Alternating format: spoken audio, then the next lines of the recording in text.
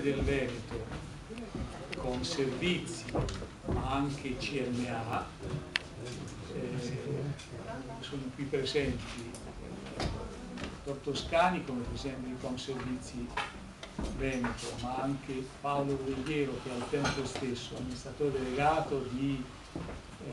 una grande società che è Dolomiti Bus, e rappresentante di CNA. Siamo praticamente o direttamente come singole aziende o rappresentati per quei pochi assenti dalla Conservizi Astra regionale, dall'associazione, e la totalità del trasporto pubblico locale veneto, che oggi ha chiesto di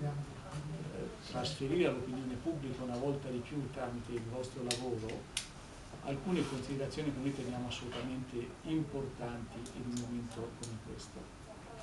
Intanto i presenti mi sembra doveroso da parte mia citare i presenti, cioè partendo dalla mia sinistra il presidente dell'azienda di Verona, il presidente Bettarello, il presidente Turchetto della PVO, poi i presidenti della Marca e CTT, cioè l'azienda di Treviso,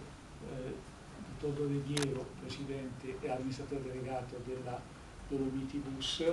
e il direttore della ANT di Padova, APS.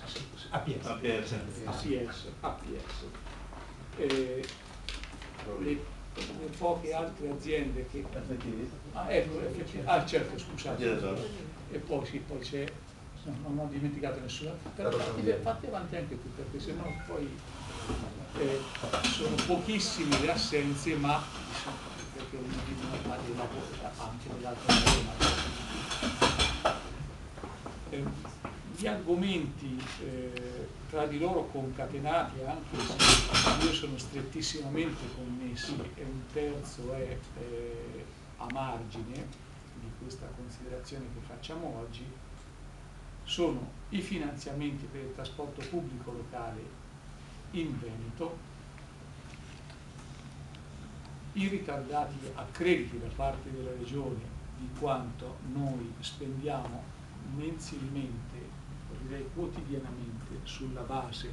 di un servizio che parte il 1 gennaio, non è che noi lavoriamo dal momento in cui ci danno le risorse, noi lavoriamo dal 1 gennaio e spendiamo, paghiamo stipendi, paghiamo forniture, così dal 1 gennaio. Da ultimo una cosa sulla quale in molte città, in particolar modo negli ultimi tempi qua a Venezia, si discute, ma che rispetto all'entità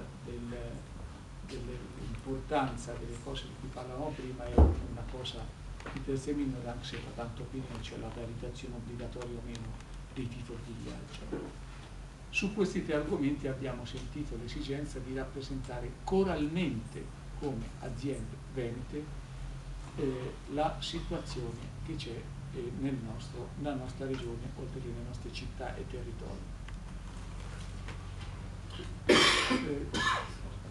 Questo è l'oggetto. Non so se Lamberto adesso sull'oggetto vuole aprire in quanto presidente di Conservizi, e poi noi aggiungiamo che le aziende, decidi tu, Lamberto.